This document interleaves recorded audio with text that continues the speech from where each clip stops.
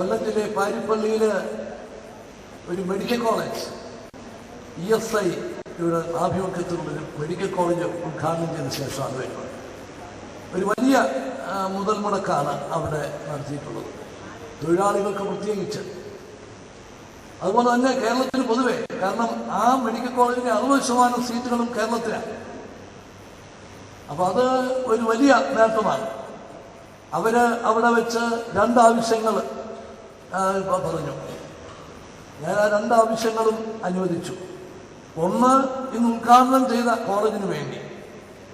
രണ്ടാമത് ഒരു പ്രത്യേകമായ ഒന്നാണ്, രണ്ടാമതൊരു മെഡിക്കൽ കോളേജ് കൂടി ESIയുടെ വകയായി കേരളത്തിൽ അനുവദിക്കാം, സ്ഥലം തന്നാൽ എന്നുള്ളത്.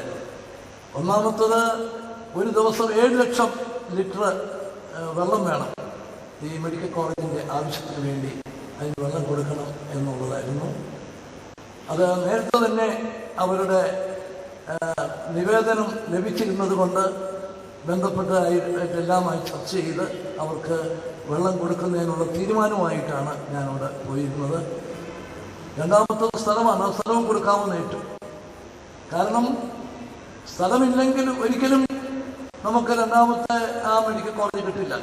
സംസ്ഥാന ഗവൺമെന്റിന് 1 രൂപ പോലും മുടക്കാതെ 60% സീറ്റുകൾ കേരളത്തിൽ ലഭിക്കുന്ന, പൊതുമേഖലയിൽ ലഭിക്കുന്ന ഒരു കോളേജ് എന്ന് പറയുമ്പോൾ, മെഡിക്കൽ കോളേജ് എന്ന് പറയുമ്പോൾ, ആ സാധ്യതകൾ നമ്മൾ പൂർണ്ണമായിട്ട് പ്രയോജനപ്പെടുത്തും. നിശ്ചയമായും ആ കാര്യത്തിൽ ശ്രീ ശശി തരൂർ അതുപോലെ വളരെയേറെ കാര്യങ്ങളിൽ കേന്ദ്ര ഗവൺമെന്റിൻ്റെ പദ്ധതികൾ, പരിപാടികൾ ഒക്കെ ലഭിക്കുന്നതിന് വേണ്ടി അദ്ദേഹം ശ്രമിക്കുന്നുണ്ട്.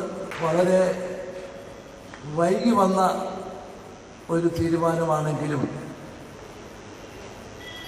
വൈകിയാണെങ്കിലും നമുക്ക് ലഭിച്ചതിലുള്ള സന്തോഷത്തോടു കൂടി ആണ് ഈ തീരുമാനത്തെ എല്ലാവരും കാണുന്നത്.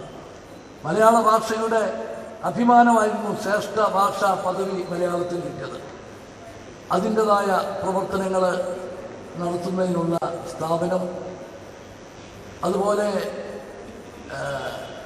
CBSEയുടെ റീജിയണൽ ഓഫീസ്, കേന്ദ്ര യൂണിവേഴ്സിറ്റിയുടെ കാസർഗോഡ് കേന്ദ്രമായിട്ടുള്ള കേന്ദ്ര യൂണിവേഴ്സിറ്റിയുടെ ഒരു സെൻറ്റർ, ഇത് 3ഉം നമുക്ക് ആവശ്യമാണ്.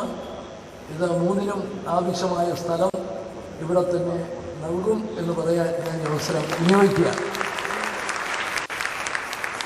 CBSE നമ്മുടെ രാജ്യത്ത് വിദ്യാഭ്യാസ രംഗത്ത് നൽകിയിട്ടുള്ള സംഭാവനകൾ എല്ലാ കാലത്തും നമ്മൾ പ്രത്യേകമായിട്ട് എടുത്തു പറയേണ്ടത്. നമുക്ക് വിദ്യാഭ്യാസം വ്യാപകമാക്കണം, മെച്ചപ്പെട്ടതാക്കണം. ഇപ്പോൾ റൈറ്റ് ടു എഡ്യൂക്കേഷൻ ഒരുപക്ഷെ കേരളത്തിൽ അതിന് വലിയ പ്രസക്തിയില്ല. കാരണം നമ്മളിവിടെ എല്ലാവർക്കും വിദ്യാഭ്യാസം, നമ്മുടെ ഇവിടെ സ്കൂളിൽ പോകാത്തൊരു കുട്ടിയില്ല. പക്ഷെ അതല്ല മറ്റ് സംസ്ഥാനങ്ങളിലെ സ്ഥിതി.